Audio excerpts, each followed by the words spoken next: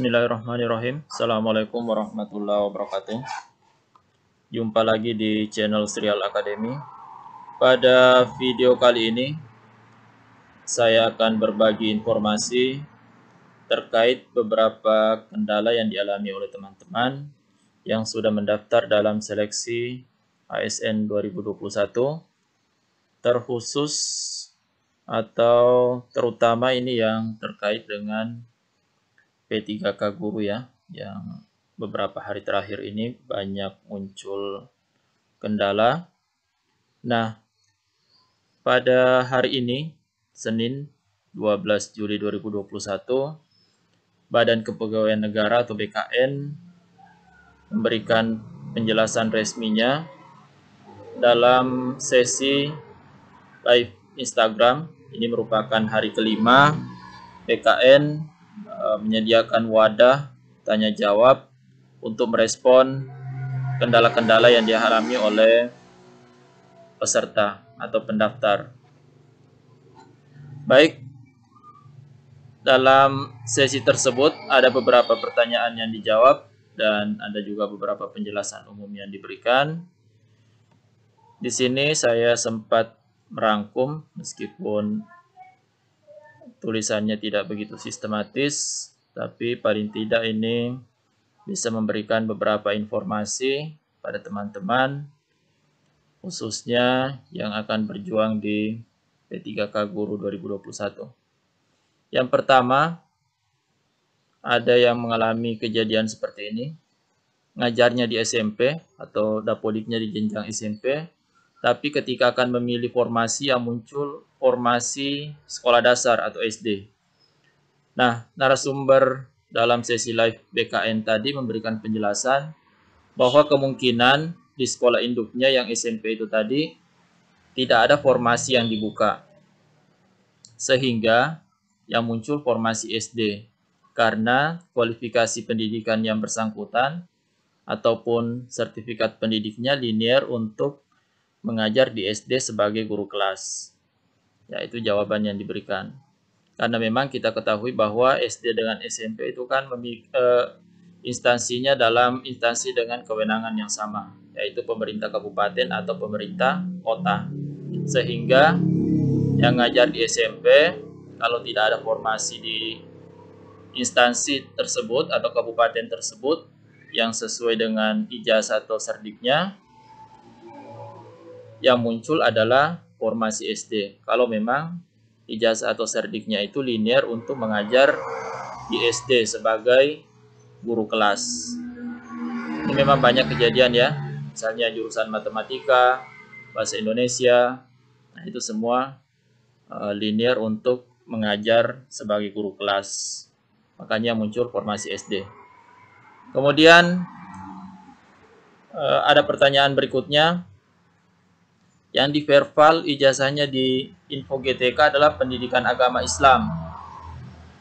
Tapi ketika membuat akun di SSCASN yang muncul matematika. Nah, ini kan lumayan repot juga kalau terjadi seperti ini. Jawaban BKN tadi, kemungkinan pernah verbal 2 kali. Jadi sistem muncul data yang sudah ditarik dari Info GTK. Nah, jika terjadi seperti ini, menurut informasi dari BKN itu masih bisa diperbaiki di verbal. Jadi nanti data yang dari Info GTK bisa ditarik kembali ke portalnya SSCASN. Ya, jadi silakan dicek kembali di Info GTK-nya. Kemudian ada juga penjelasan untuk yang XK2 dan ASN, ini bukan ASN ya, guru non ASN di sekolah negeri, itu kemungkinan ada yang tidak ikut tahap 1, karena ada beberapa Pemda yang menunda seleksi P3K untuk tahun ini.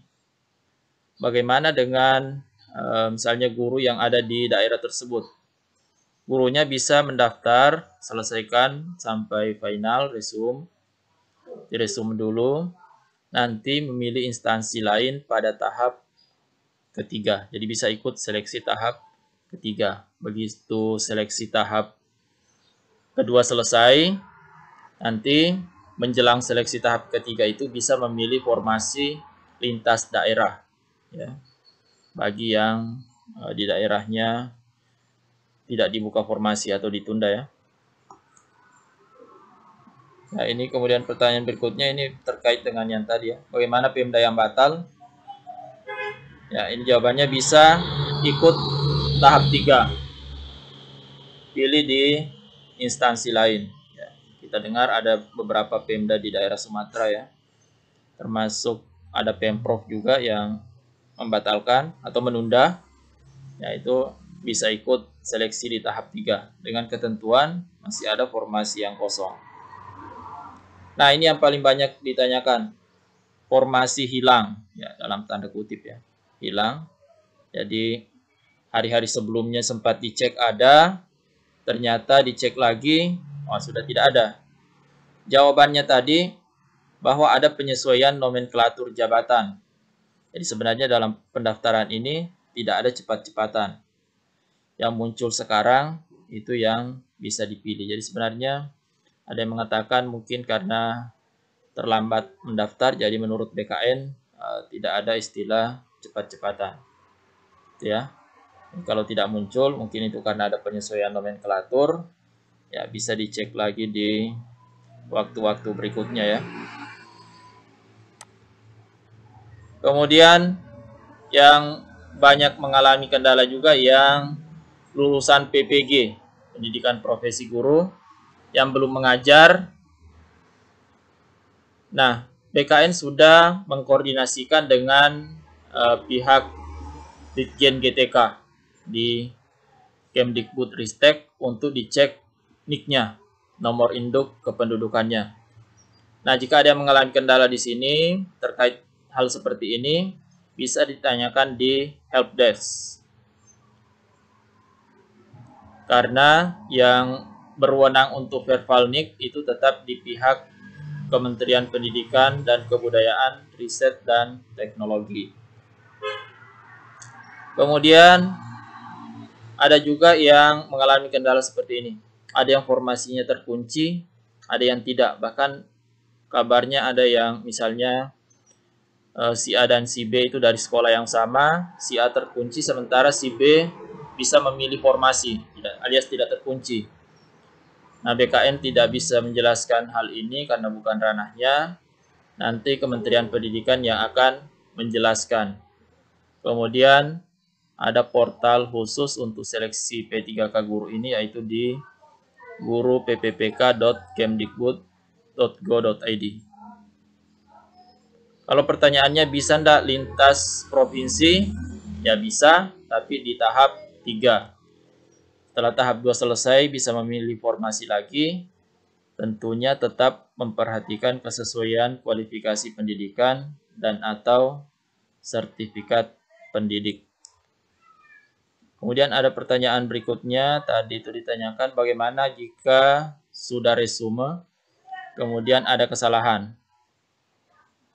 Nah, itu tergantung instansinya yang menilai apakah kesalahannya itu bisa ditolerir atau tidak. Jadi ada yang bisa dimaafkan, ada yang tidak. Kalau tidak bisa ditolerir berarti gagal seleksi administrasi. Jadi kesesuaian ijazah itu tergantung instansi yang akan menentukan. Kemudian hal berikutnya ini saat memilih formasi, usahakan cari yang namanya sama persis. Jadi antara formasi dengan ijazah yang dimiliki, cari formasi yang namanya sama persis dengan ijazah yang dimiliki. Jika tetap memilih karena dianggap serumpun, itu tetap beresiko. Bisa berhasil, bisa gagal, itu tergantung instansinya nanti yang akan memverifikasi. Jadi usahakan cari yang sama persis. Ya, demikian informasi yang bisa saya bagikan pada video kali ini. Mudah-mudahan bermanfaat bagi teman-teman semua. Jika masih ada pertanyaan lain, bisa dititipkan di kolom komentar. Nanti saya akan merespon sesuai dengan pengetahuan yang saya miliki berdasarkan informasi-informasi resmi yang beredar baik dari Kementerian Pendidikan maupun dari BKN itu sendiri. Terima kasih, semoga sukses semua. Sampai jumpa di video berikutnya. Assalamualaikum warahmatullahi wabarakatuh.